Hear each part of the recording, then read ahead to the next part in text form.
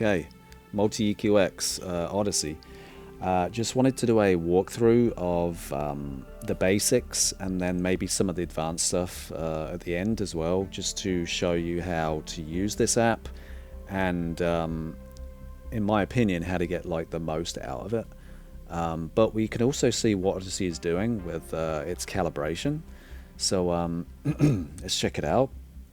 You can load an existing calibration, you can edit it and then send it to the receiver. If there's things you missed or you wanted to just add something, you can do that. Yeah, so let's start a new configuration. And yeah, it will list all of the AVRs in the house. I have mine set to when my receivers are on, then you'll see them. I don't. I know there's ways to have them show even if they're not available or they haven't been turned on. I don't do that. So it shows here the license is true. So I've had to pay another $200 for a license because I've recently changed to the Denon A1H, and the licenses don't transfer from one receiver to the other, so it's still worth it for me.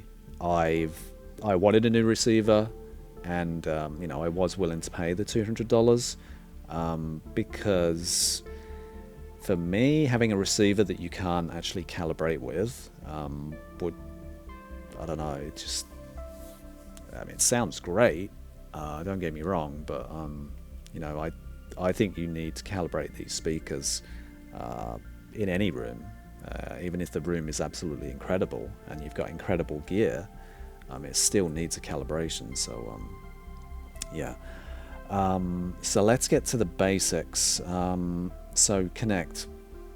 So let's connect to the actual receiver here, and let's just go through this. So I've already set my sub levels, but we'll start here and see what they're at. Looks to be around 76 dB. Anything in this band here from 80 to 70 is considered good. Fine.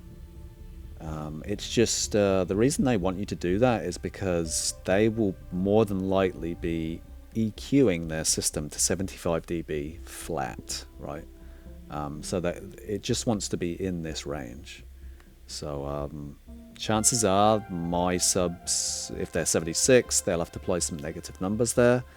So this is all this screen really wants you to do, is get the sub in a general area for sound. Now my subs were measuring around 82 dB before I had to lower them. So you can put them back to whatever volume you like your subs to be at, but for measuring, Audyssey does like it here. So okay, so measuring.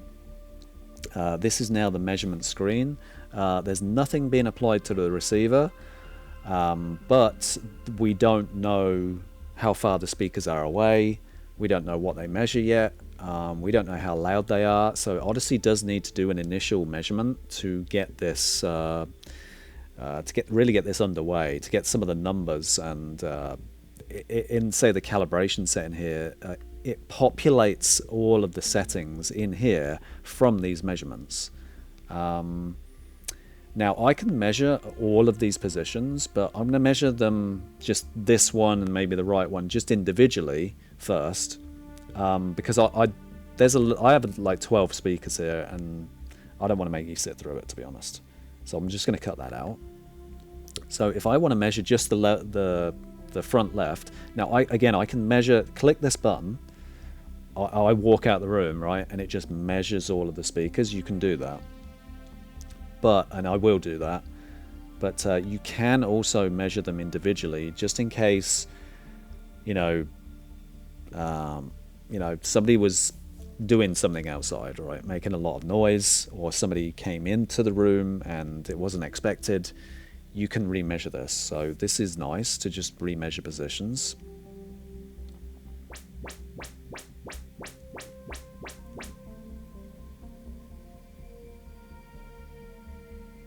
Okay, another thing on my towers, I get polarity errors, and one of the reasons for that is because I have 3 ports on the back and I haven't plugged them. So this is really just a base arrival time difference between, I guess, the mid-range woofers and the tweeter, and there is a difference there, and it's really noting that. It could also be wired incorrectly. I have checked, and that isn't the case. If you plug all 3 ports, though, you will not get this error. I'll continue this. So, like the center speaker, for example, I've plugged the ports to help really with resonance. So let's try that one.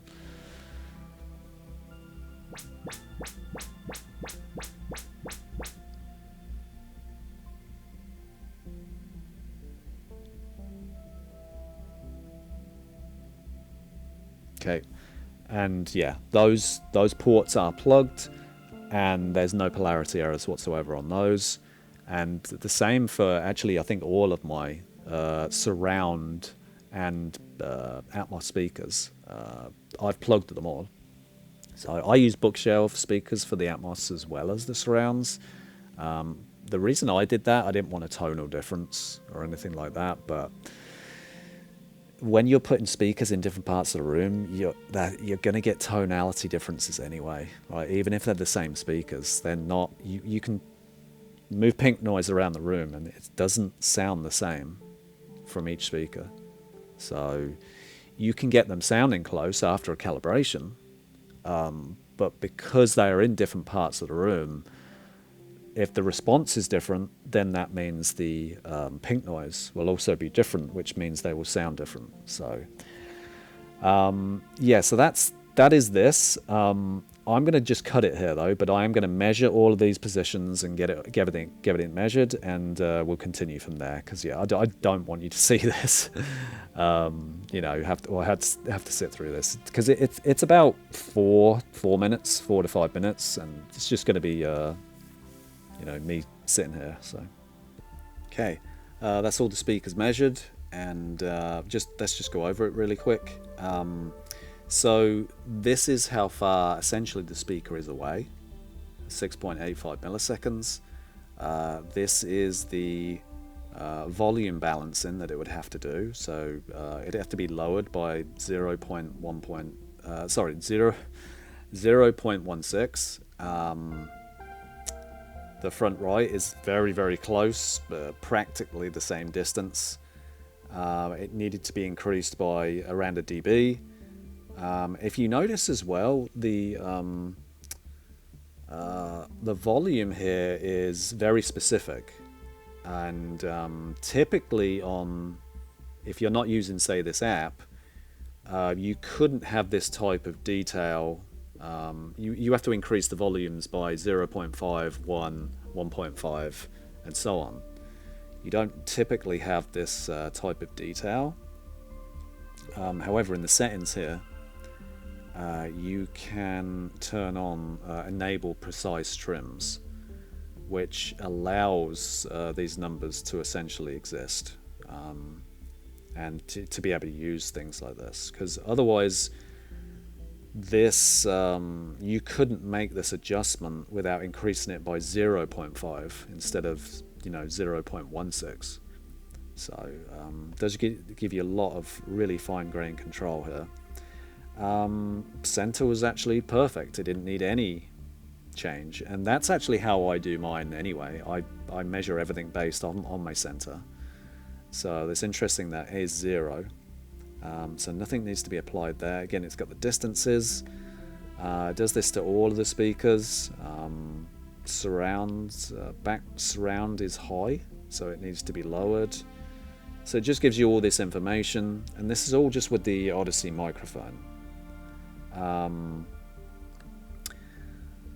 So the sub was just about 2 dB higher than what Audyssey would like it. That's fine.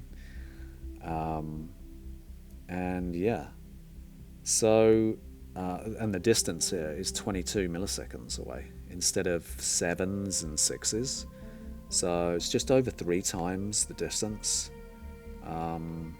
and they're basically, the subs are in the same position as my mains. So what this is really saying is there's a lot of processing and DSP that's probably happened. I'm still running through a MINI-DSP at this point, with one subwoofer out going into the MINI-DSP, and that does add delay.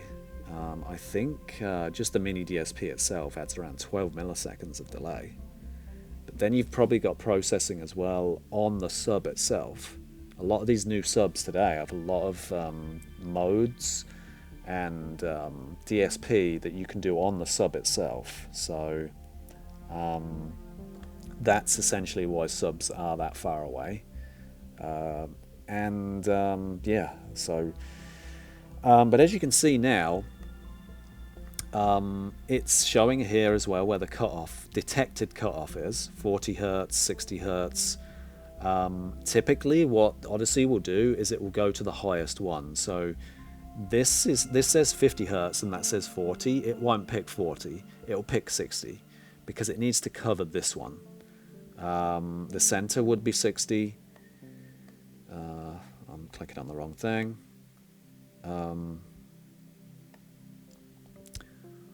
40, I doubt that.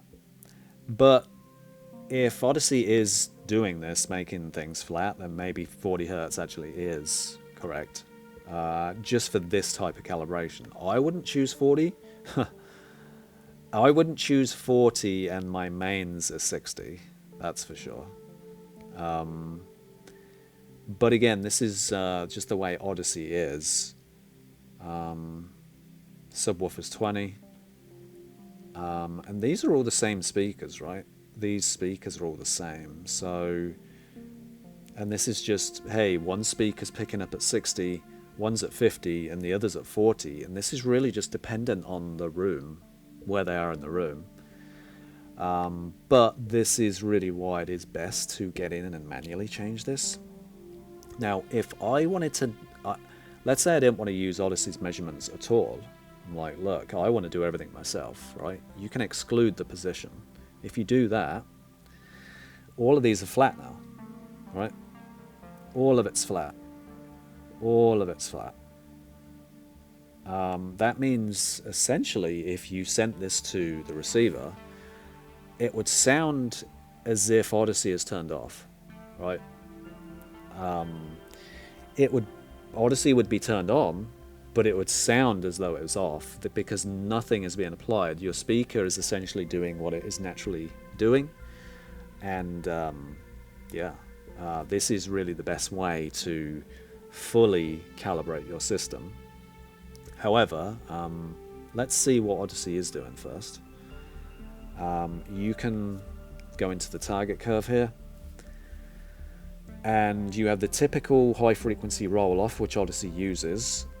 Useful for flat calibrations, which I believe is what they're trying to do here. And you have mid-range compensation, which may also be useful in certain situations. This would give a more musical sound, that's for sure, with this type of calibration. It isn't necessarily all bad. You know, when I first heard about mid-range compensation, like, I need to turn this off. You know, and the high frequency roll off, you know, why are they using it? There are reasons. It's really based on their target, which is and should be flat. And if it is flat, then some of these decisions may actually be useful. Some of the others in the finalized section as well, which I'll go over, could be useful for this style of calibration. The cutoffs are in auto, which means, well, let's have a quick look. It's saying they're 60, right? Which means it's actually rolling off the speaker anyway. So it's specifically doing that. It's basically not allowing the speaker to be a full range speaker at all. With this setting, you can set this to override. You know, changing this could damage your speakers, right? It could. I'll choose not to show it again. But you can cut these off wherever you want, right, at 120. This is not a hard cap, but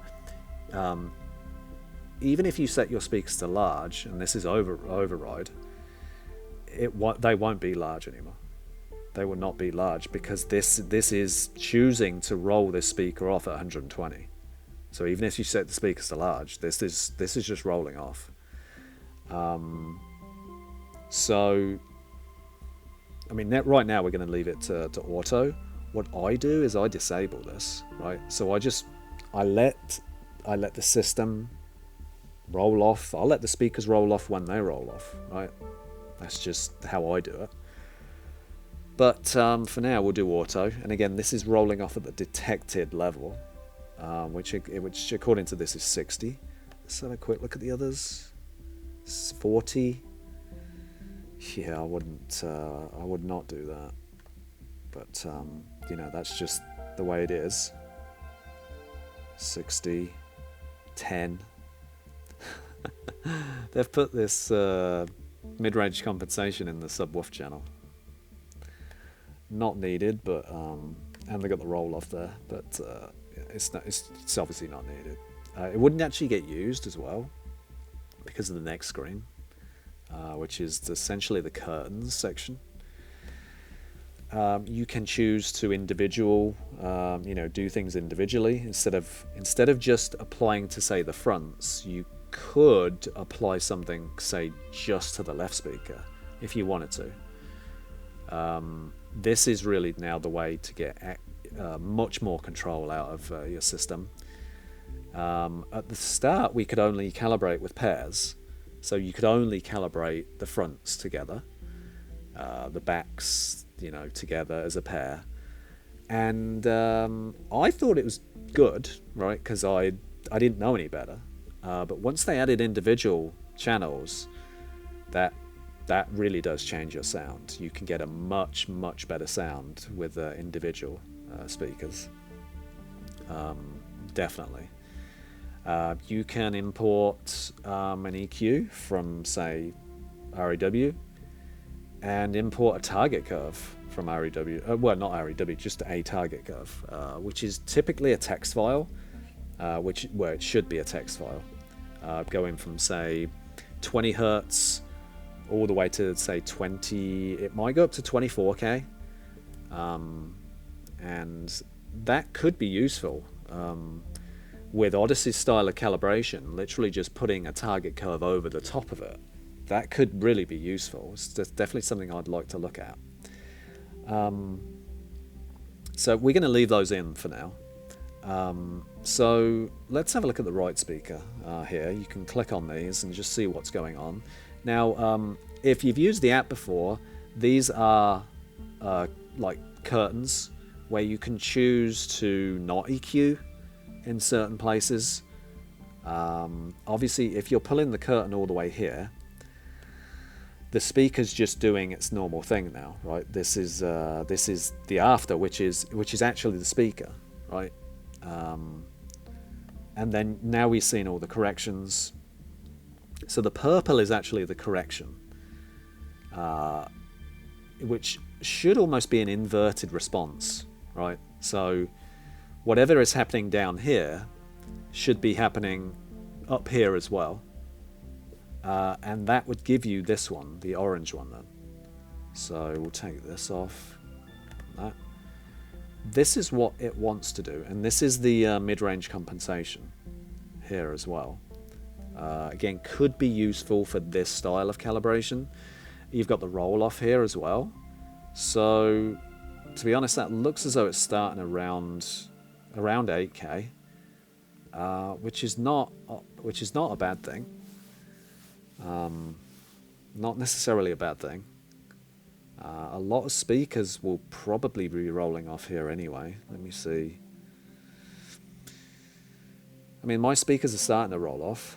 And if anything, if this is the response that it's going to be, I'll have a brighter sound anyway than the speakers I actually have.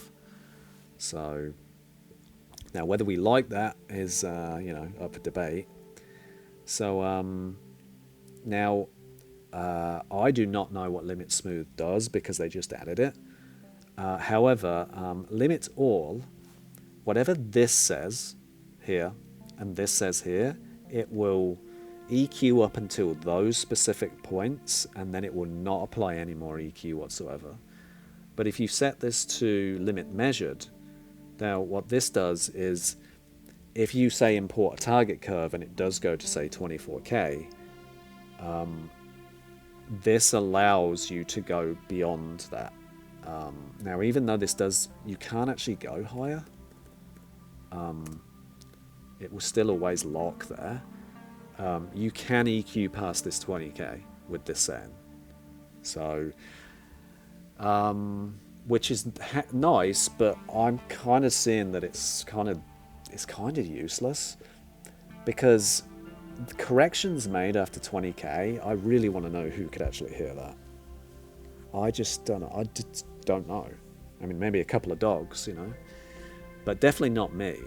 So limit all is actually not bad. You know, we're limiting between these points. You can auto this as well. So if you want to set this to 10, you can. And when you're manually doing things, right, what this would mean is you're not essentially applying any EQ limits whatsoever here, right? We're maxed out here and we're maxed out here. We're allowing whatever we put in, the changes that will be, to get applied. I'm going to set this to auto again for now. So yeah, now you can do this for all speakers. You can do this. You can have different ones as well for reference and flat. So you could set this to 120, right, in flat, but then come to reference and this would be 50. You go back and that would be 120. So you can change, you could you know, only apply to 500 hertz, right, on one calibration, for just say flat,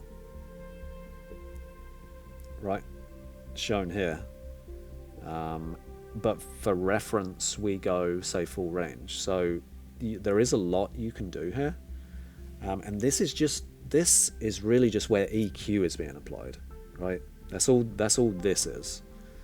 Let's put that back now. I'm not sure if these are these auto. Oh, that one went back to 40, so, you know, I thought they were maybe different. Oh yeah, this needs to go to 20K. So this is just how they are on default.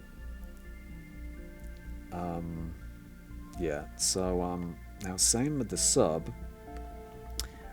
It's just allowing the sub to roll off at 260 hertz, which means there's no more EQ applied. Realistically, you wouldn't be applying EQ above 260 anyway. Maybe I go to 220 or something, but I know that the speaker's rolling off anyway. The speaker would be rolling off from the speaker being set to say 80 hertz, so you couldn't get down to 260 anyway. The 0.1 channel is set to 120 hertz, so this doesn't really matter at all. When I manually do this, I just set this again to 20K because I don't want the ends of a roll off to be affecting the EQ in any way, because again, when you set these to say 260 hertz, they're not brick walls. They have to be rolled off in a certain way. That can affect an EQ 20 or 30 hertz before. I don't like that. So, but we're just going to see what Audyssey is doing, you know, by default, with all of these changes that they've put in, mid-range compensation, everything. So all of the changes that we got in the measure screen, 0.2, 0.1, so 0.16, 1017, is that actually they must be rounding here. Or is it taken my first measurement? Not sure there. Center is 0. However, you can come in and manually change these. So let's just say I needed a 5 dB boost, right? You can change that, but let's say you messed up. You're like, oh no, I need to get back to my default. You just press this again, auto, and the default, those default measures go in. It's the same for distances, right?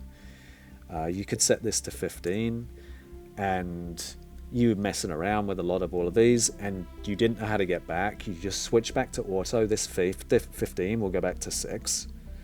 So go back to 6.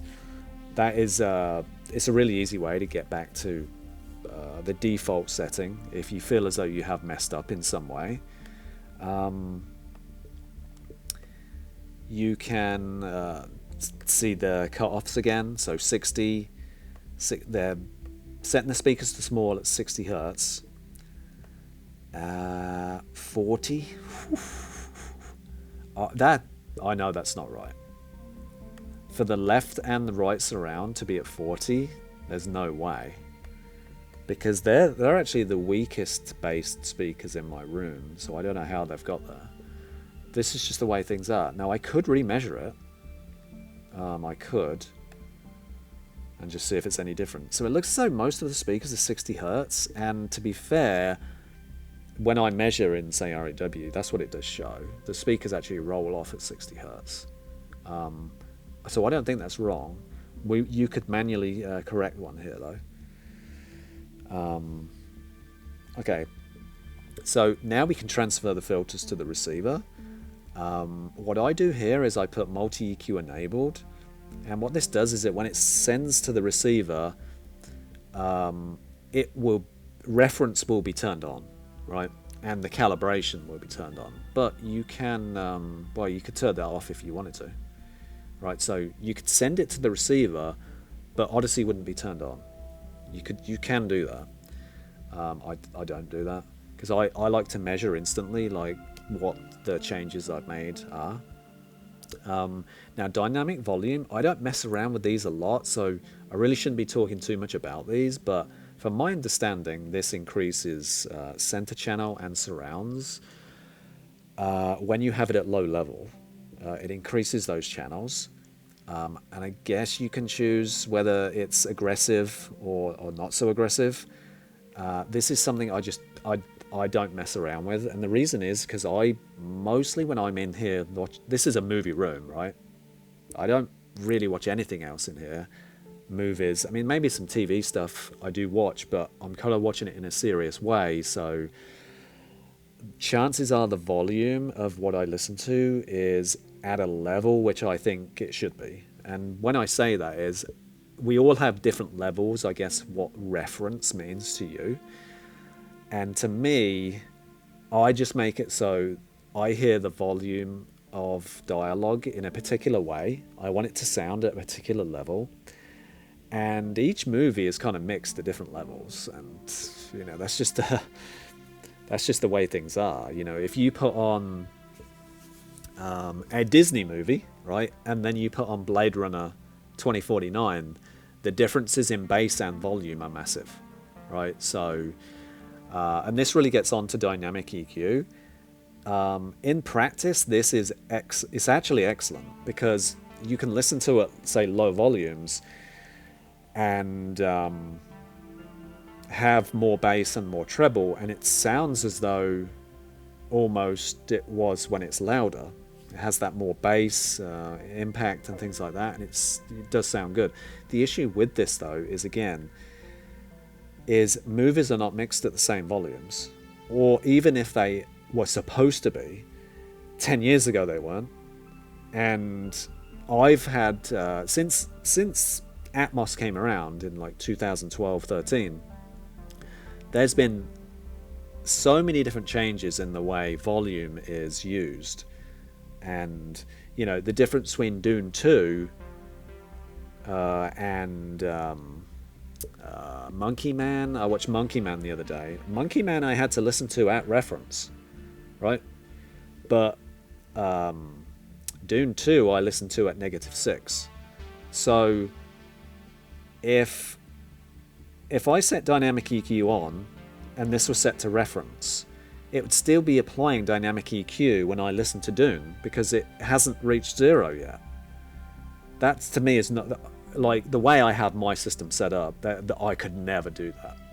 Right? If let's say I don't know how much dynamic EQ is applying, whether it's 2 dB, 4 dB, 6 dB, or whatever. But I think what it's doing is it should be applying more based on the volume. So -20 it would be applying a certain amount, and then -10 it would be applying less. But let's say at -6 it was still applying, say, a 2 dB bass boost. That might be enough to like break my windows, right? I'm not joking, because I'm listening to Dune at a specific level, and I'm like, that's it. I could not listen to Dune 2 at any more volume than -6. That's just, there's no way. I think I tried -4 one time, and the whole room was shaking. And there's just a point where it's like, that's too much, you know. And this is why it's nice to have a receiver that can put out that much volume, not distort, not have any issues, not sound harsh. You've got subs now, my monoliths that can put out that much bass, that's 0 distortion. These THX subs, like, there's just nothing. So I don't use this, but I can see the value in it. Now, I don't know the rate. Again, like, this is dynamic, so does every single volume change the way it dynamically changes, right? If it does, it could be useful at, like, I could put this 5 or 10. That means you are 10 dB below reference is your reference now, right? So instead of listening to movies at reference, now you would listen to a -10, and -10 there wouldn't be dynamic EQ applied. So you can move this around, but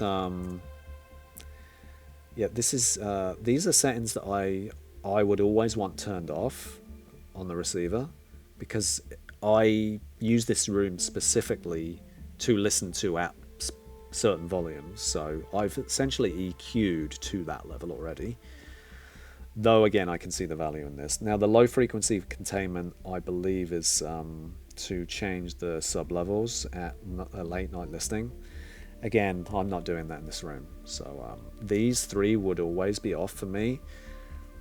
Could try testing this and seeing how much value you get from it, but again, if I'm listening to something at casual levels, then I may as well be watching it downstairs on my TV. So that's, again, I always listen to at a specific volume. So let's transfer. Now I've been on here for a while, so hopefully we don't get any errors. That does happen, but what you can do is you can just reconnect to this and then transfer. So what we're transferring here is just Audyssey's default values, right? This is essentially the same calibration as you would get without this app, plugging in your microphone, taking in the measurements, and applying what Audyssey does, right? This would be the same thing. But it would be nice to see what it's doing. I'll put it on preset 2. So I have a new receiver, the newer receivers, and they allow you to have different presets, which is really nice. You could have, like, your room, say, set up for a day and a night mode, like, say, with curtains drawn and things like that. So you can have different calibrations and things like that. You could even have preset 1 for Audyssey off and preset 2 with Audyssey on. You know, there's a lot of things you can do. Even different speaker layouts you can do, right? So you could have preset 1 for Auro 3D, and you've calibrated specifically for that, and then a Dolby Atmos layout. My layout is Auro 3D, so I use that for Auro 3D and Atmos and DTSX. So my speakers are on the wall, not on the ceiling, and it gets excellent sound. So that's it. That's what everybody else does with Audyssey, right? This is everything is in default mode. Now maybe these would have been turned on. The chances are they could have been turned on.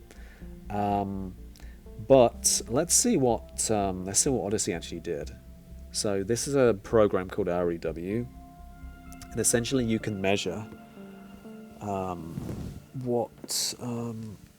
I can take the Audyssey microphone off now, and sorry, I've got some DVDs there to 4Ks to make sure the height is correct. Let's move those now. Okay. All right, we're good. All right, so now we're in REW and my U-mic is set up. And I just want to check a few things. U-mic, yeah. Okay. Good. All right. So range is 0 hertz to 24K. It's a 5-second sweep, really quick. Timing is from the center channel. I always time now from the center channel, and that's essentially my reference channel. And you want to essentially make sure every speaker is timed to that channel. So let's measure the right speaker, right?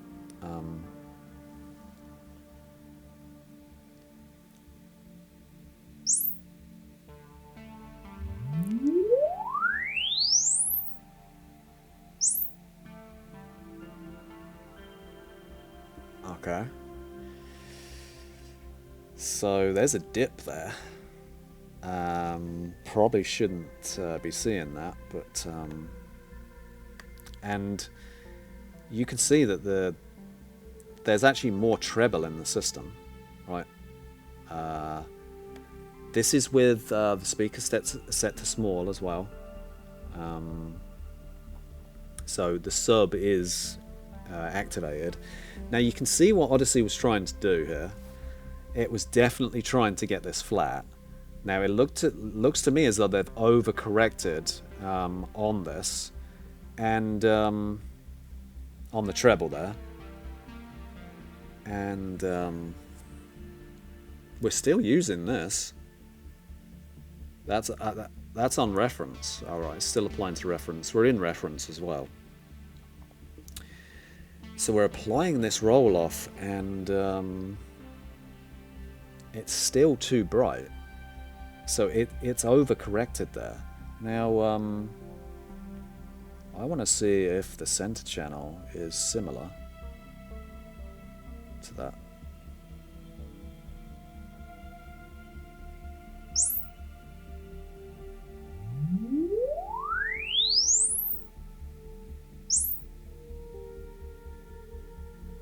It is. Crossover's a lot better though. Whatever the crossover and the distance settings are, they are far better on the center channel. But see, look at this. The target is the same. So if that's what Audyssey wanted to go for, you know, they've done a great job. Obviously, phase and speaker distances are not the same here. They're not doing the same thing. But the target there is really interesting. Let me try the left speaker.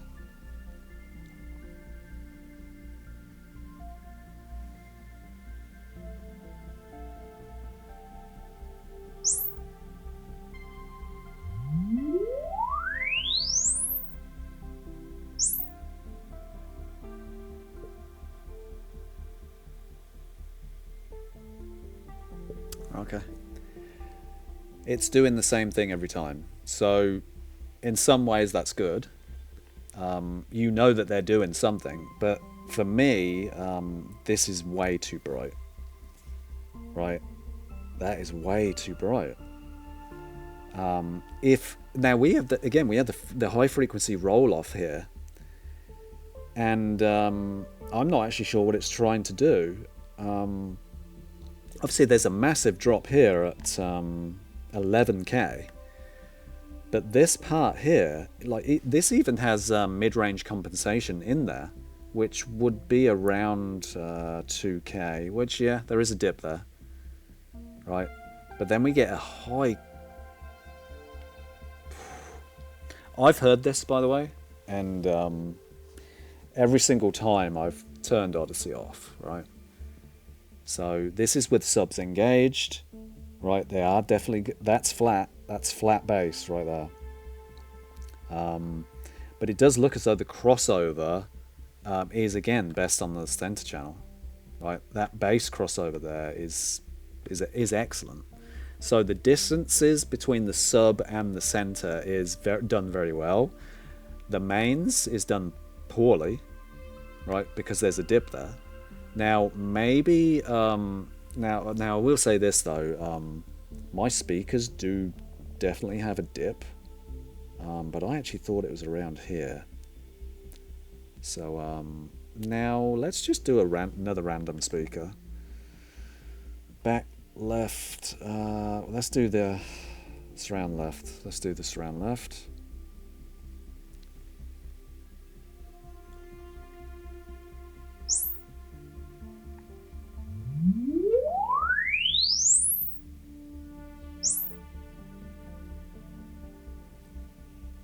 What? This is with Audyssey settings, right? And the crossover is actually great, but for some reason the surrounds are incredibly loud. What is the difference there? 78, and it's 3 dB. It's 3 dB louder.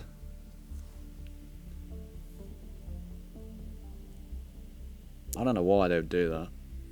But again, it does look as though the crossover's good because there's no dips, right?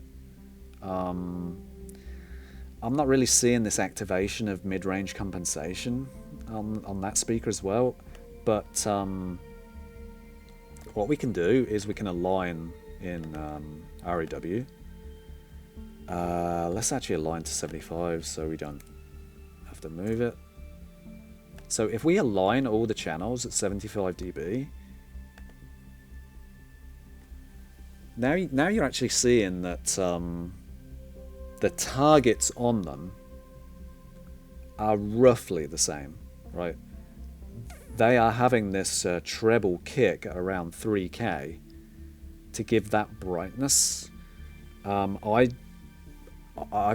This is probably the sound that I hate, honestly. Because every time I've turned Audyssey on, I've personally had to turn it off. And again, this is with the auto calibration, right? But this is an example of the sound that somebody that has just got a brand new AVR has put the microphone in the seating position, right? They may have took 7 measurements. Honestly, it doesn't matter. With Audyssey, it wouldn't matter how many measurements you take. It's going after this response, right? You can see this. Let's pull out another speaker. Let's do a back. Let's do a back left.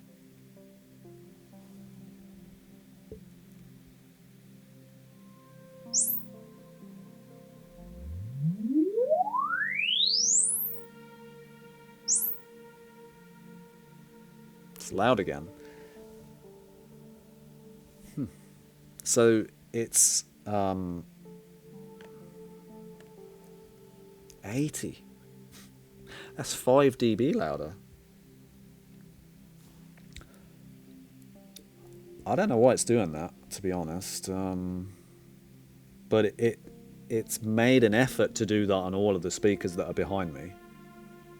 That it's made them louder. So normalize it. Roughly speaking, again, it's targeting the same thing. So it has a target curve, 100%, because it's apart from the volume differences, it is making these speakers look this way, right? Now, if you've seen target curves,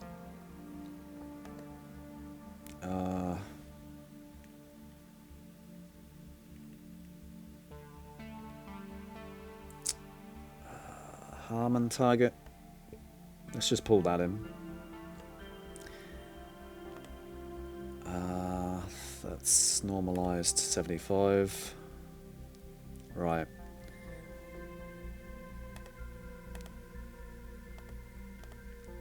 So as you can see, with a target curve that generally a lot of people use, or it's a very popular target curve, is a Harman target curve, right? Now we're supposed to have more bass here, right? And then the system, generally speaking, rolls off, right? That gives you a good sound. It really does. But the right speaker, it's actually doing an exact inverted sound, right? That's not going to sound good. I don't care who you are. It's not going to sound good. Now, you could say, well, again, according to Audyssey's reference volume, which is 75 dB, it actually does a really good job between 2K and 200K. Oh, 200 Hertz, sorry. Right? But everything else is bad. And I mean it. This is bad. So what is the difference in the bass? The difference is 82. 8 dB. So compared to, say, a Harman target, right? We've actually lost 8 dB. Well, I wouldn't say lost. It depends how we measured originally, but we have definitely lowered the bass, right? And we've increased the treble, which I'm telling you now that it sounds horrible. It sounds shrill. And this is why, like, this is 2024, right? And I just ran Audyssey for the first time with no knowledge, let's say, for whatsoever. I've just ran it, right? Got my new receiver and ran it, and it EQs this way. Audyssey has to change something. They cannot allow this to happen, where you buy a brand new receiver and the sound's worse than turning it. It sounds worse with it on than off. This isn't good. At the very least, bring this treble down, right? Have a firmware hotfix for every single Denon receiver to lower this treble, right? It shouldn't be like this. This is 6, 7, so 2 to 3 dB hot there. That's 3. You know, it's 2. It's just too much. Again, it does look as though they're going for a target. All speakers seem to be doing the same thing, but that target is not good, right? This is not good at all. Now,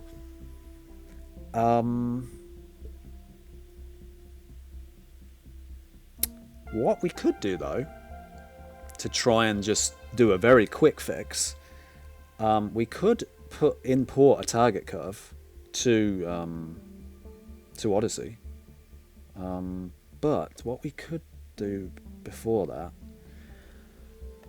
is I think this is about 8 dB. So what you can do here is biquad,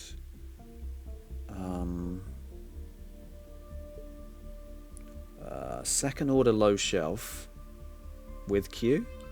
Boop. Let's do that. I'm going to apply it to all for now. So 50 Hertz with a Q of 0.7, because that's light. 8. Alright, that's that 8 dB we're missing.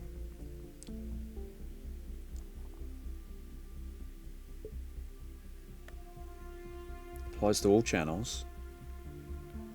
Not sure we should apply it to the sub, but for now we're just going to apply it to all channels. And I want to see if we can take care of this. So if that is a low shelf, let's also put in a high shelf for... Let's go around 5K. I think it was around there. We're going to do a 0.7 again. No. 0.7. Negative. I'm going to go -4. Just to like... Oh, no. It's a high shelf. Is there a high shelf with Q? Yep. Let's try it. Let's just try this, right? What we're doing is we're just trying to combat what Audyssey has done and see if we can kind of get our sound back, at least. So let's just send that. I'm not connected, so let's reconnect. It's going to reconnect. I may as well do a cut here. Let's do a cut and I'll come back. We'll send that. Okay, that's sent. Let's see what this has done. You know, have we got our bass back? Have we lowered the treble? Maybe it wants to be about 3K, but let's just see what this has done. Right.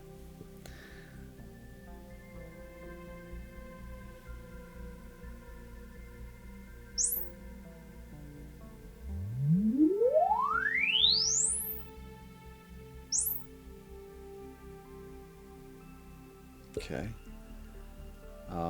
So it doesn't appear to be applying to the surround. Let's do a different channel. Let's do the front right again.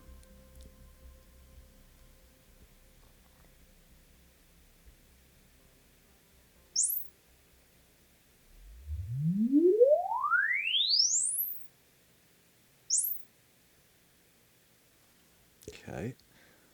Turn that one off. Okay, so it's not really applying that bass. That was a +8 bass gain. It's not actually applying it.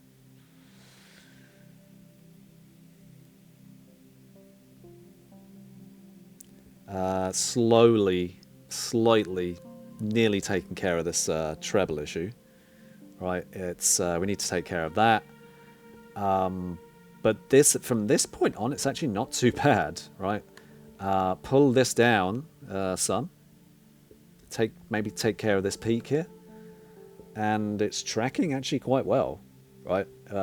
Something's going on with the bass here, so let's figure out that. Let's connect. There's a setting on the sub,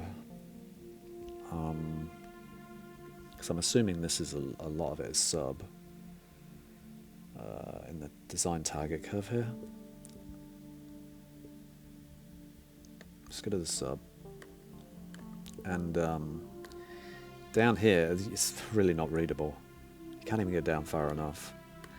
But anyway, if you check this is unchecked right now. It says disable auto leveling, right? Now I'm assuming this should fix this. If it doesn't, that's definitely odd. Don't show again. Okay. So auto leveling now, excuse me, is disabled, which now it's showing there is this boost there. So wait, with it off? Oh, right. It actually lowered the entire level.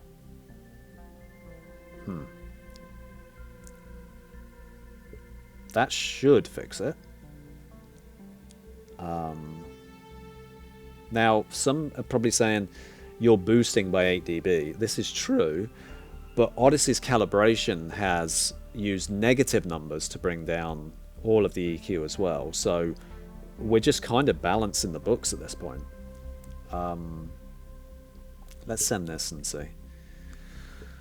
And this is really the fight, I think, with Audyssey. It's a bit of a fight, to be honest. And this, again, this is just in auto, right? We're in auto. We're trying to kind of correct for what Audyssey is doing. We haven't turned Audyssey's measurements off yet. We haven't done any of that. We're just trying to combat this issue of trying to find a better sound than what we currently have. So I'm waiting just a little while. I found a bug that if you select one of those presets too early, you get like a disconnect error, or can get a disconnect error. So you just have to wait a little while. I've told Audyssey about it, and their engineers are on it apparently. So yeah, this to me is the real problem with Audyssey, and it is the problem is that their automatic calibration is extremely poor. It is essentially tilting the wrong way. It should be tilting this way. It is taking too much bass out of the system for subs and for mains and for speakers in general, and it is raising the treble by too much, right? It's doing the exact opposite of what we want it to do. Let's just see if that one change has helped this issue. It'd be nice if it did.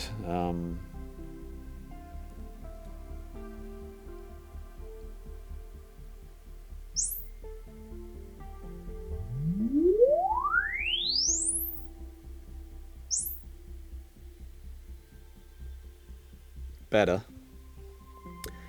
The bass is coming up to this level, right, which is where we wanted it, that plus 8 dB, but we have issues here again with crossovers. So this is due to distances and things like that, which may not always be perfect anyway. Now what you can do is, this is the beta version of REW, and if you go to SPL and phase, you can see how well Audyssey did with its distances, and this is just the impulse start time, right, and how well it did. So right channel, center channel, left channel, anything with 0.0 I consider good. It's actually good, and this is just to get start times done well. The surround left there is coming up to 0.09. Maybe there's something there you could do. The issue with Audyssey is that the distances, you only have a certain amount of resolution and detail. Its default measuring state is in meters, and really in this app, right, what we're doing is where is it? We're converting in this app the meters to milliseconds, and that's what it shows, right? So in this calibration setting here, no, let's go to a different screen.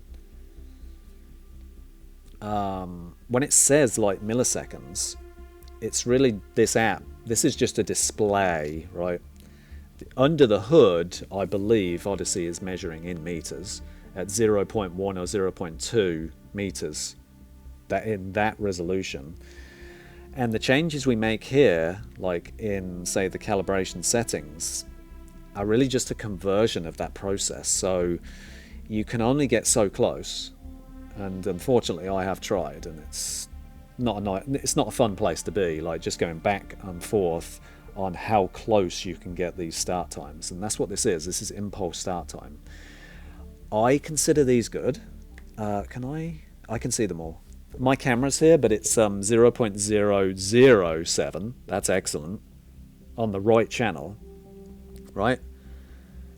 That was on the right channel, but look at the response we're getting here. That means the sub could potentially be moved. I actually wouldn't move to change the distance of the right channel.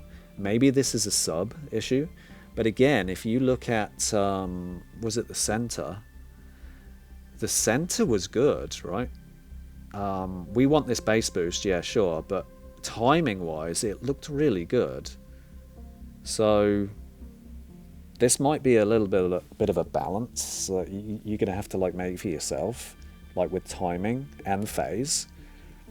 So if the center was good at 0.04, we could attempt to get that to 0.04 as well, but it's, you know, at this point it's like nothing. As you can see here in inches, it's 0.58 and 0.68. It's like, it's nothing, but it's gave us a different response. Now I want to measure the center with this change.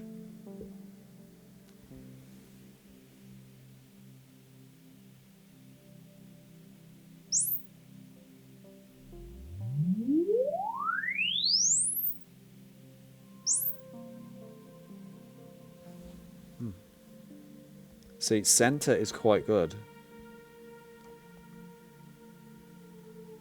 Let's turn that one off. Center is quite good. You can tell there's not a lot of dips going on here, or anything like that. So the timing between the sub and the center does seem to be quite well done. It's just the others, you know, how far into changing distances do you really want to go to change that? Like how much would it make a difference? I will try maybe one or two ways, just to see if we can change it. But again, I wouldn't want to go too far, because now you're changing your impulse start time, which means, what that means is, let's just say there was clapping in every single speaker. If you start delaying this speaker by, let's just say 1 millisecond, when people clap, the clapping is going to be off. Now these aren't perfect, right? The timing on these is not perfect anyway. What you realistically want to do is to get everything as close to this negative number, this is negative 0.04, as possible, in my opinion. Maybe, and then maybe you could play a little, but not too much, because again, when you get sounds that are playing at the same time, or voices all coming at the same time, if there's one delayed slightly, you're going to hear it. And this is really the restriction with Audyssey, right? Audyssey is not a phase system, right? Like say Dirac, from my understanding, and say Trinoff, they have dynamic phase, where the entire way down the line it could be making adjustments, right? Audyssey is not like that. Audyssey is, when the impulse time starts, that's it. That's it. It just then it plays, and the room you kind of have to deal with. Now maybe some EQ can fix some of this as well, right? Maybe some of this is EQ, right? We can just apply some EQ here, correct for some of these dips. Maybe that is the case, but in the case of, say, the right channel, where did we measure that one again? There. That's a pretty significant dip, right there. And this has to be something to do with the crossover, right? Look at this. We're essentially at 70 hertz here, which is around this 80 hertz crossover region. So that means as well the speakers were being crossed over at 60. So there's been a negative applied here, right? We're crossing over at 60, if I remember correctly. And maybe just changing the crossover point here would be what fixes this. Maybe an 80 would fix it, maybe a 90, I don't know. It's just some things to test. But yeah, that's so look, you can from 200 hertz onwards, right?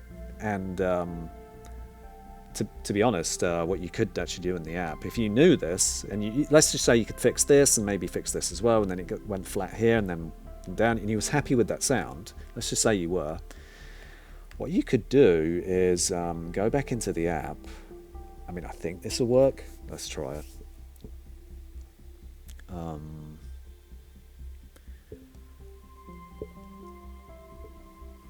So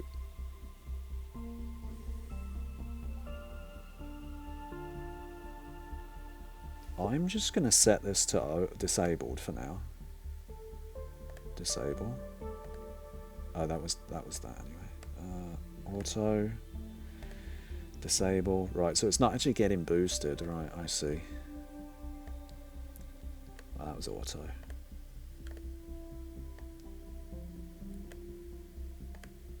Disable. Disabled. Alright. Let's just disable all of these. The actual cut-offs for now. Alright, that's all the speakers disabled. Filter setting.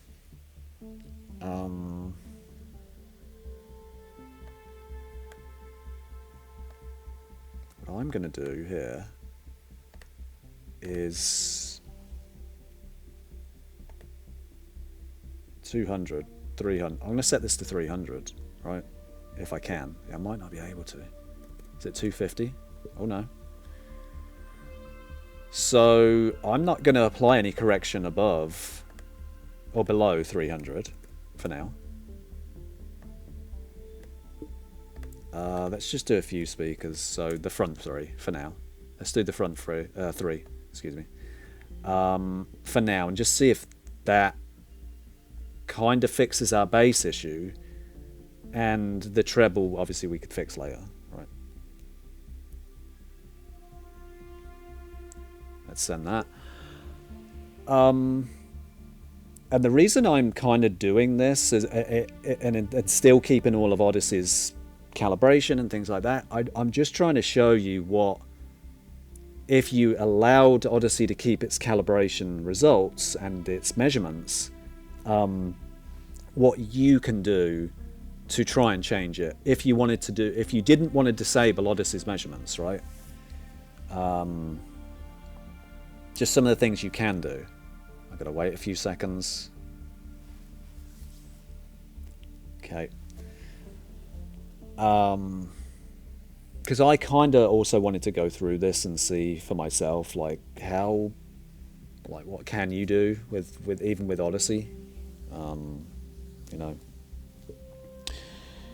What I will do though is I'll show you what I have done after this to the app to make it so there's hardly any influence from Audyssey whatsoever, right? It's fully manually controlled.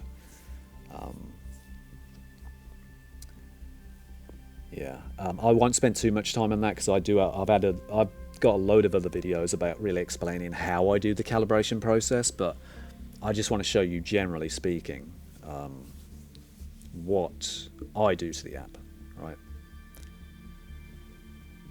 So, okay, that's sent.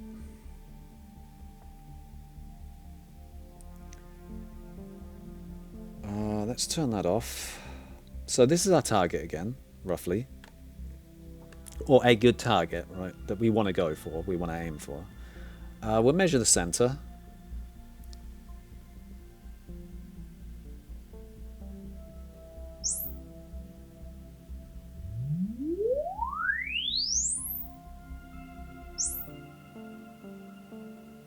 Okay, so it is better. It looks as though we're getting issues here, though. Oh, right. I see. This is, right. Oh, okay. So the EQ limit was 300, which was basically there. And, yeah, obviously there's an issue now here about where the EQ is actually stopping. So, again, we'd have to figure this out.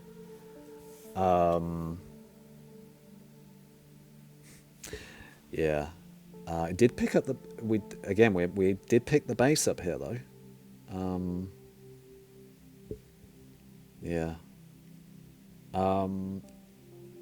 It is quite difficult, to be honest, right? You're seeing like how difficult this could be about trying to correct Audyssey's work that they've done, right? So let's just remove these for now, for the measurements. And now, if you want to, you can save this, right? You can save this project and things like that. I'm going to go into one of my saves, and I'll just show you how I've set the app up for me. Open existing. Yes, this is my new one. Okay, connect.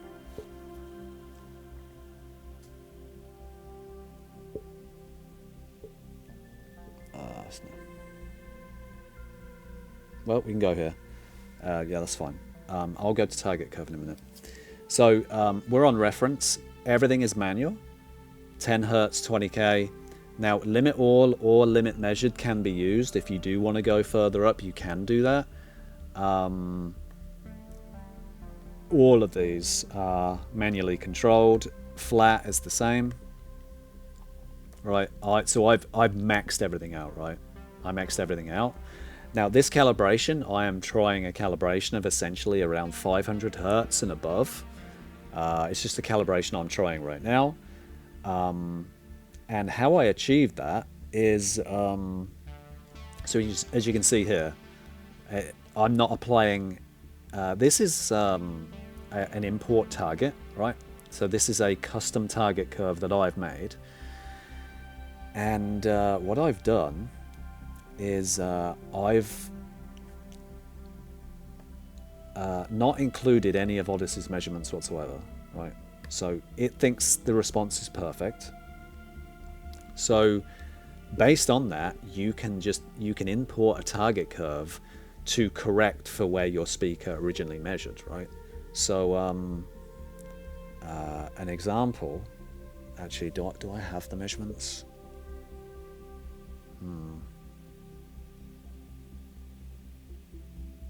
Is this with the correction? Center. Let's see.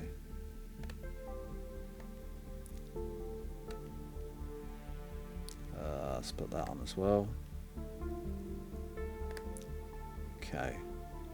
So, as you can see now, it's we have the dip here, but I didn't want to correct for that at all. So I noticed that when I plugged the speakers for the center channel, that it essentially followed a Harman target curve really well. So, oh, this is my special target, Harman Wisdom target. It followed my target really well. So, and I don't like to overcorrect too much in these types of areas. If it's any type of room issue, right, at 298 here, if that's a dip, I'm not going to correct for that in a speaker. Now, if there's a dip, say, in the bass region of my sub, and I had a similar, say, I don't know, maybe a 6 dB or a 5 dB, I would correct for that in the sub, right? But these small things like this really don't affect the tonality of a center channel and even speakers, so I didn't correct for that. And yeah, as you can see, it's tracking to my target perfectly. And basically how you do that is in REW, for instance. Now I do have videos on this, so I'm not going to spend too much time.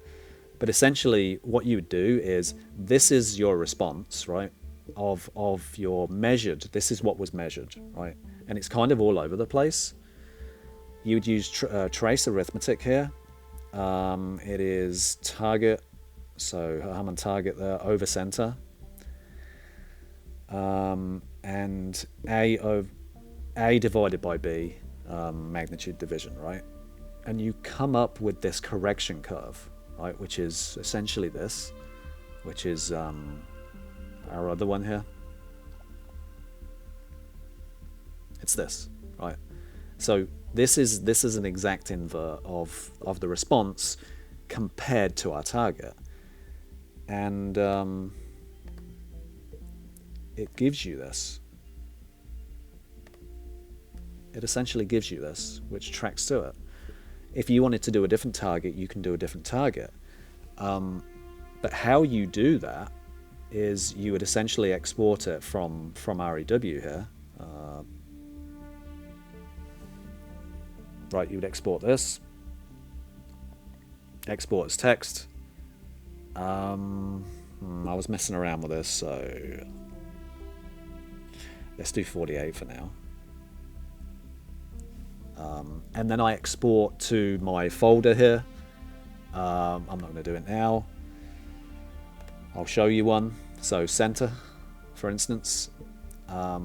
So I wasn't, as you can see, I'm not applying EQ here. So they would say 0 up to about 600.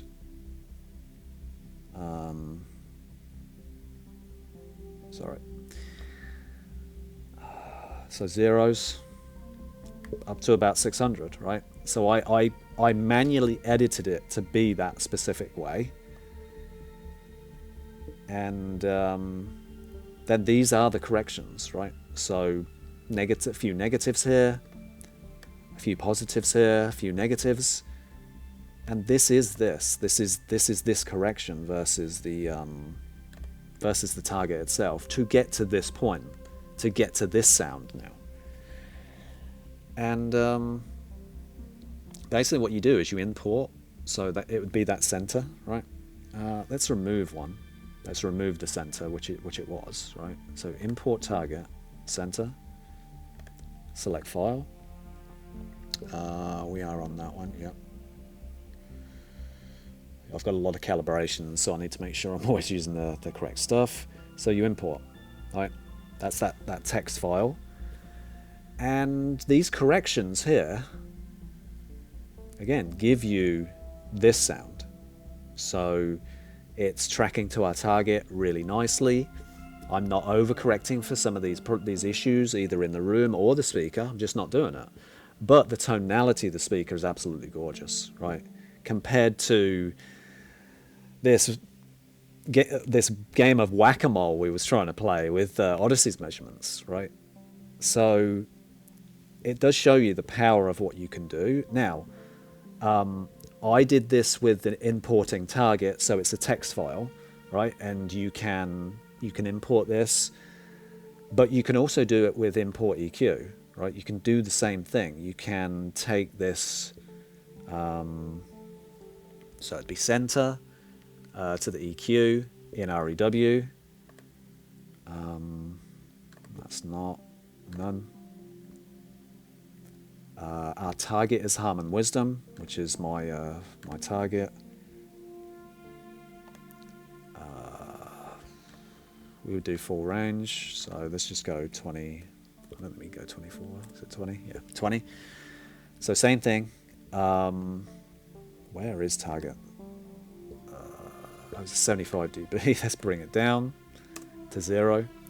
So now we can do the same in the EQ section, which is, run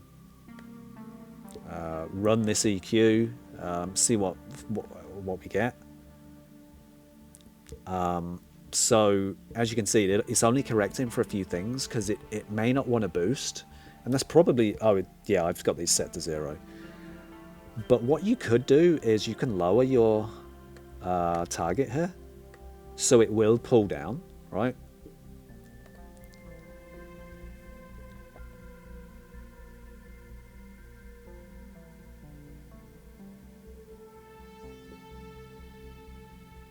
And now, instead of being that original there, it's pretty much doing the same, right? But this is in PEQs. Now, in REW,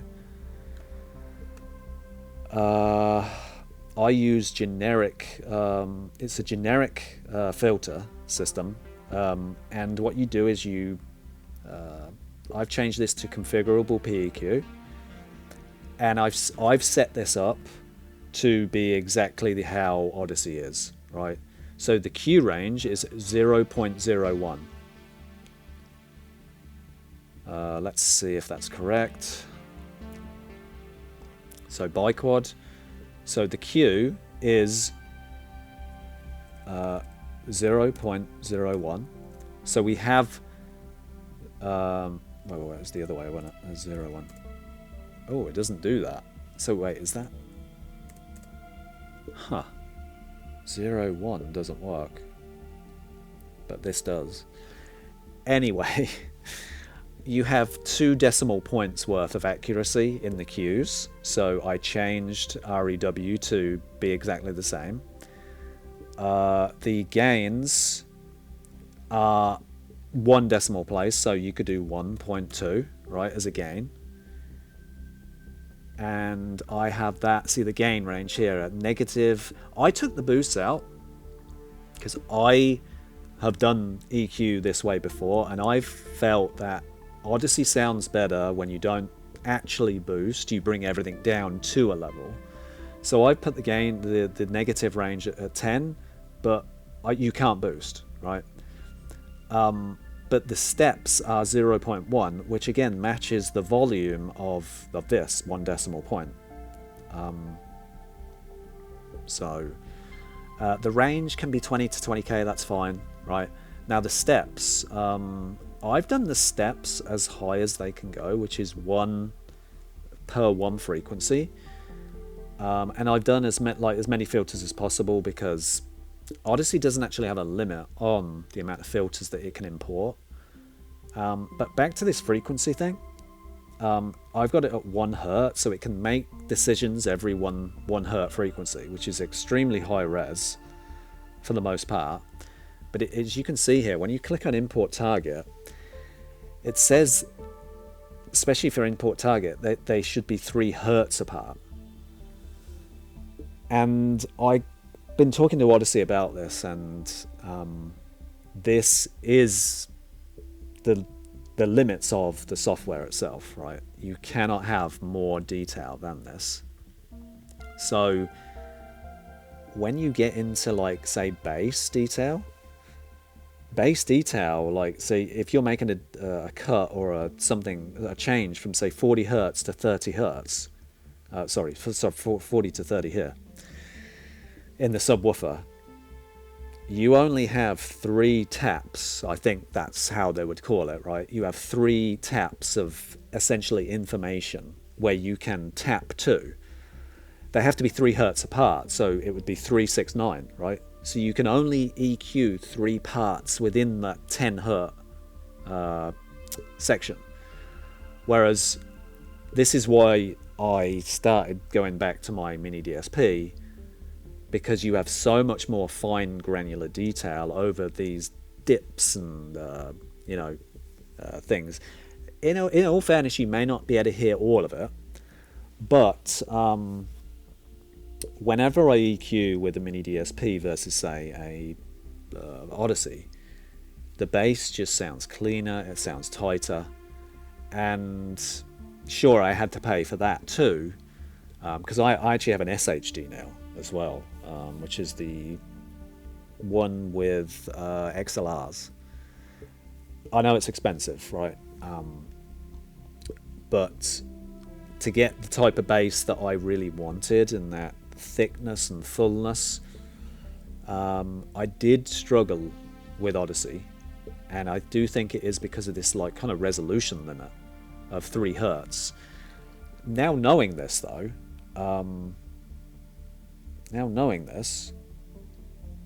you can actually make correction files, which I have done, based on this 3 hertz limit. I hope you can see this. So when I correct now and do all my corrections, I make sure everything is 3 hertz apart. Now, Audyssey starts at 10 hertz. That's fine. This just gets missed off anyway, but I just wanted it to be a kind of a part of all of my curves, that whenever I correct for things, everything is 3 hertz apart, or greater, right? As long as it is greater, then it's fine.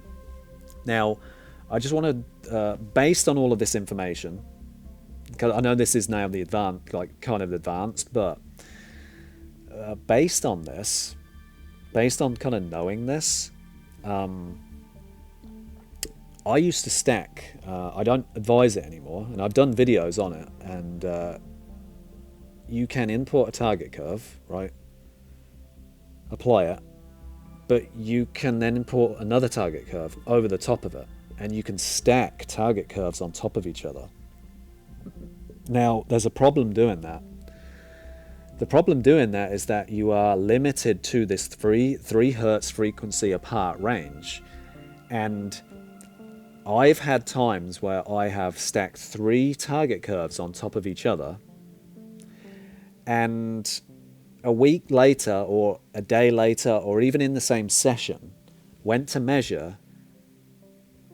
At the time it measured perfectly, right? But when I went to measure after configuring, say, and calibrating all the other speakers, I went to measure again and the response just fell apart. Now, I'm not too sure what is going on, but I think it's something to do with this 3 Hertz frequency range apart and the actual resolution of Audyssey, plus there could be frequencies that Audyssey is taking, say, from the first target curve, and it doesn't apply on the other ones, right? And I was getting like cancellation dips and all of this type of stuff, and I was on for a week with Audyssey trying to ask them, like, how is your system working, right? How is this working? And then we got into this 3 Hertz frequency apart thing, and you can stack target curves, but if you do, the resolution has to be far lower, right? So if you see here what I was doing before, I was on 3, I think, right? So custom resolution, right? Let's just say I pick 3, right? I'm going to save this.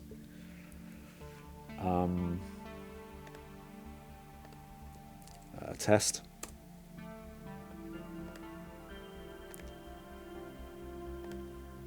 Test. As you can see here, there'll be a point, right, already here, right, from this point on and upwards, we are already 3 Hertz apart, right? So 20 to 25 is 5, then there's a 6.5, a 4. You could import this target curve, right, and maybe import another one over the top of it. And because the frequencies are so now far apart, this is 25 Hertz apart, right? That is 35, that's 40, right? And because it's way out now outside of the range of Audyssey, or you could say inside, you're not going to have any issues. But when you start importing, if you're doing bass correction, let's actually do that. Yeah, let's do this. Let's export this. Like, this would be the A over B mag. This would be the correction. I was using the highest resolution possible, right? So custom resolution 96. So test 2. There's my videos. So test 2. Look how many times 2 exists, right? What this means in Audyssey is applying negative. I wouldn't apply this anyway. I'd correct for this anyway. But what I'm trying to say is Audyssey would be applying 2 Hertz, even though we go to 10. Let's just go to 10. Keep it. All right. So we go to 10. It's applying a 32 plus 32 dB boost. 10. 31 dB boost. Excuse me. 10. 31. 10. 31. Right? Audyssey sees this as 10, however many times this is, 2, 4, 6, 8, 10, 12, over 10 times, right? This number cannot exist in the same way, or what am I trying to say? It can't, you cannot use the same numbers twice, right? Now you might say to me, well, this is a different number, right? 1007. It's not in Audyssey. Not in Audyssey it isn't. So you can see this again by creating a parametric EQ And the frequencies here, right, I go to 10. So that's 10. That would be 10 according to this, right, 10. But let's do 10.39. Well, you can't do that. And that's exactly what Audyssey does to these target curves. It cannot do this, and you cannot have repeat numbers. This is why I created this new correction curve. All 10 hertz apart, 3 hertz apart. No numbers ever repeat. You can do this if you're a spreadsheet wizard. You don't even have to be a wizard. So target curve fix, right? So again, I'll link all of this if anyone like really wants to go to town on this. I've got all of this linked in my description, and I've got it now listed all in one folder, right? The sweep tones are in Dolby Atmos sweep tones are in one folder. The target curves, the corrections, they're all in one place. Because I went on a big organizing spree. I'm like, all right, I'm organizing everything right now. I'm correcting all of these files. As soon as I really started talking to Audyssey about this and figured out that this is the problem, I did all of this in sheets, and I set all of the actual values to 0. So if I ever want to correct anything, I know all of these are fixed already. They're always at least 3 hertz apart, and I only ever use one target curve import now. Right? That's just the way it is. It's not perfect. Like when you stacked target curves before, I could get within 0.1 of a dB, right? Target curve the entire way down from say 80 hertz all the way to 24, not 24K, but 18 hertz, right? 18 kilohertz. Perfect. But I didn't understand this whole system of the resolution, stacking target curves on top of each other, and they're not actually working. Again, you can do it. They'll measure great, but you measure, you save it, do other speakers, right? Finish other speakers, but then start measuring the speakers all again, because I was measuring all the speakers afterwards for timing reasons. And I'm like, this is not what I measured. This is like way off.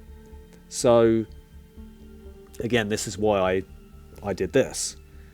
So there's a whole bunch of stuff you can do in Audyssey, right? A whole bunch of stuff.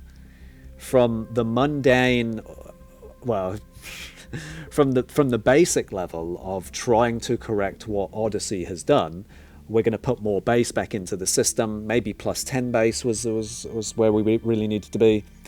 You can do all of that. But on the other side of it, you can turn everything off. Like this is all disabled, right? I disable everything that Audyssey does. Everything is all individualed. Everything all has its own import target curve. The filter settings, essentially, that when they're like this, they're turned off, right? It's turned off. Audyssey's not doing anything.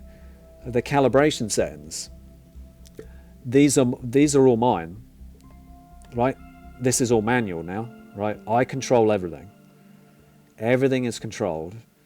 Everything is balanced to 75 dB exactly, average volume. All the distances here are based on this number here, start times. Sure, you might get some dips, right, that aren't perfect. So like we were seeing with this, the left and right. Some of them may not be perfect, and maybe there's some little tweaking you could do there. But I've generally found that impulse start time, when it comes to sounds, right, voices, sounds, drums all playing at the same time, it just sounds better that way. If you want to use a slightly higher crossover on the sub, you could. I don't advise it still. I cross over at 80 hertz. I have excellent bass in my system.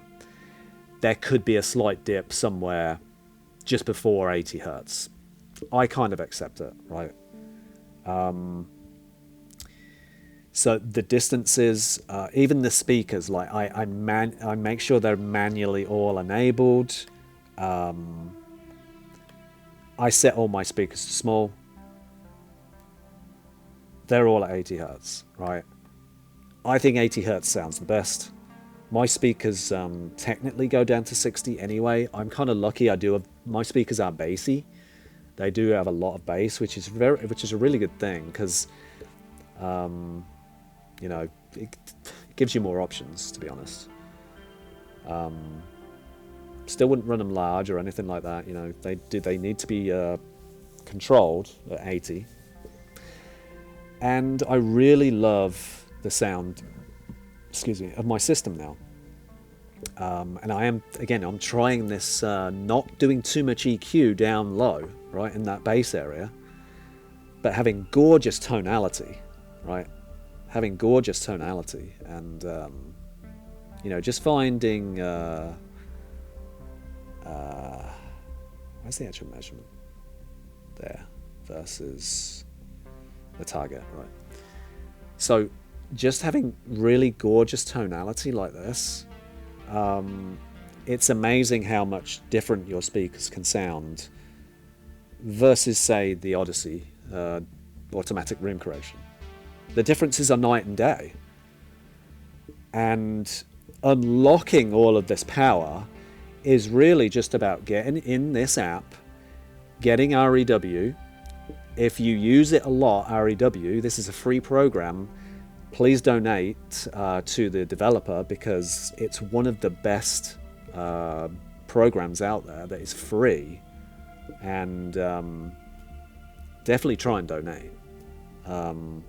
You could upgrade to the Pro upgrade, right? Just to, in one way, you're at least getting something out of it, right? So instead of just a donate, where you could say donate maybe $100 or something like that, go for the Pro upgrade, pay, at least get something for it. I mean, the thing is, I wouldn't even use the Pro, because it's about connecting like other mics and things like that. But you know, getting this program, using it. I mean, I've literally been probably the last 3-4 years just calibrating at home, trying different methods, listening to other people, then trying my own thing, listening to other people, how do other people do it, trying my own thing. I'm a person though that likes to learn, that really likes to learn by trying my own thing, right? I need to know, if I put this much bass in, hey, what's happening to my room? What's happening to the target curve? What's happening, you know, what bass sounds the best? You know, I was in that mode for 2 years, until I really got to this point where this is about now where the target curve, because I combined a wisdom and a target curve together, and this is really a sound now that I love, right? It's just sounds excellent. Smooth, it's never harsh. We do have a roll off. I'm not going to 20k anymore, and I don't think you need to. Good sound is not about having something go flat to 20k or even 24k. It's not that. Having a speaker just naturally roll off, I mean, you can see here, like, I mean, this probably starting to roll off around 12k, right? But it gives you a much more natural sound. You might not like that though. You might like something different. And this is why, again, this program is so powerful, because you can achieve anything you want to achieve with this. The biggest limitations it has is the way it handles timing and phase, which is really just timing. You really don't have phase control like Lite Dirac and Trin off, but you're paying a lot more for that, right? So we said this costs $200 for the full Dirac. Is it what, $1,200 for everything, including bass control, everything? Sure, you're going to probably fix a lot of this, not so much this, but timing between the sub and the speaker. You'll probably fix that, right? I'm assuming you will, right? Trin off do it. Trin off fix that, and things like that. But you're really, really paying for that now. Now, one day I think I will upgrade to Dirac just to see, hey, how much better is it than Audyssey? Now, I would guarantee from a automatic room correction point of view, direct is night and day better than what we're seeing here in Audyssey, right? Night and day. But can I do this? Can I do this in direct, right? With this type of detail and clarity, can you EQ the left speaker and the right speaker independently? I've heard you can't. Maybe there was an update down the road, or that I haven't heard of, or that maybe they have changed that. But if you can't EQ both speakers independently, that's an issue, right? So no room correction is actually perfect, but Audyssey's getting very close, not to perfection, just to being an extremely good room correction piece of software that on its own is actually quite poor, but what you can pour into this is exceptional, right? And this just comes from years of watching people's videos, doing it yourself, watching people's videos, then starting to think for yourself, like, I think I can do this way or this way. That's how I am. My mind goes in all of these different directions. I see how other people are doing it. I watch a lot of YouTube videos. I watch most of them that are surrounding EQ, and I just see how they do things. You take the best of each part of the video and you start combining things and doing it yourself. I needed to make my own spreadsheets. I needed to make correction curves. I needed to do this and that, and I don't see too many people doing this type of calibration. It would have to be OCA, obsessive compulsive audiophile. He initially got me onto this like A over B type thing, but he's actually using the phone app to do his. Like, he's actually not using MultEQ-X, which he has so much detail and corrections going on with his, and understands the software so well that I don't think he would need to use this. I don't think he would, because he's doing everything all in his app, and he has all that granular control anyway. He uses RAW as well. He takes the measurements and it automatically does it. My only issue, I would say, is that it only corrects for, say, 300 hertz, which actually goes against what I'm doing here. I think correcting full range is the way to go, and you do get more clarity from it. I've corrected up to 300 hertz before, even like with the old app. I know it's nowhere near as good as, say, OCA's method or anything like that, but I've seen corrections up to 300 hertz, and my speakers just sound as they normally do, and that's not what I like. This sounds better, right? It just does to my ears. So I think, like, say, OCA, you can do full range correction on that. It's called the Evo 1, if you want to check it out on YouTube. His name is Obsessive Compulsive Audiophile YouTube channel. But yeah, it's really this level now, right, of taking it from the most basic thing that Audyssey would do to this, right? Understanding how all the details work of the frequencies and everything like that. So yeah, I'll probably stop the video now. I don't know how long this has been. It's probably a long video. Do apologize for the long video, but I just wanted to show you how I use Audyssey, and just everything you can do with it. I didn't really get into this. I don't use these, right? Because I'm using target curves. My target curves are never more than, say, 10 dB or positive 10 dB anyway. So, and the headroom expansion stuff, you know, if I did EQ a sub, maybe I would need to enable this, or, you know, but again, with the sub, I would probably just cut, I would just cut and then pick the volume back up on the sub itself. Audyssey is not actually, I don't think Audyssey is very good at boosting. I really don't. I've not had good success with boosting. Whereas a MINI-DSP, you can throw some boosts in there and it does a good job, right? It keeps things as they are. But with Audyssey, I don't think so. I do prefer with Audyssey just using negative numbers.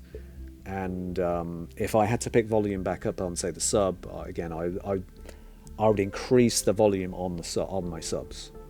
I wouldn't increase the volume back in the receiver because of clipping, especially with Denon and Marantz receivers, though I've kind of fixed that now with the RCAs. Not RCAs, XLRs. I use XLRs now. And I haven't noticed any clipping or anything. I think it's because you have a lot more volume range there than an RCA. So, but with RCAs, you've really got to be careful about clipping if you listen to things at high volume. So, yeah, yeah. $200, well worth it. Check it out. Yeah. You can just download this freely and use the sample AVR. Connect to this and just play around with it, right? Just play around. Just see, just see some of the things you can do with it. So, well worth it in my opinion. I think Audyssey has gone from kind of like a bit of a joke, right? In every Denon Marantz receiver, it's like, oh, I'm turning that off, because I did when I couldn't do this type of correction, I turned it off. To now, it's like if somebody said to me, "Is Audyssey always on?" Yes, it's always on. I never turn it off because it always has this. It always has this correction, right? It always has this tonality. So yes, it's always on. 2-channel music, it's always on. Movies, it's always on, because it just simply sounds better with everything that you can do with it. So yeah, long-winded video, I know, but I just wanted to show from the most basic level to the I wouldn't even say the highest level, just the level I'm using it at. I'm sure there's even more little tweaks and things I can do to fix this and fix that or whatever. It kind of never ends, but the power of this is exceptional. If you haven't, I would definitely consider it. Give it a try. Start learning, or get somebody else to teach you, or get somebody else to do the calibration for you. But you can. If you're in that position where you want to put Audyssey on, but you just think it sounds like crap, this is the next level. You have to get into. And again, you have to either do it yourself, learn it, which is half the fun. But if you really haven't got the time, that is the thing. The time is such a huge factor doing this. You don't even want to know some of the calibration. I mean, I've done entire days worth of calibrations before, and then heard it and thought, nah, it doesn't sound good, we're gonna have to try again. Right? I've had days, I've had weeks like that. Every single day was a calibration, just trying to figure these little things out, so anyway, I appreciate you watching. If you haven't fell asleep yet, good job. Yeah, thanks for watching, and have a good day. Hope you enjoyed the video. Bye.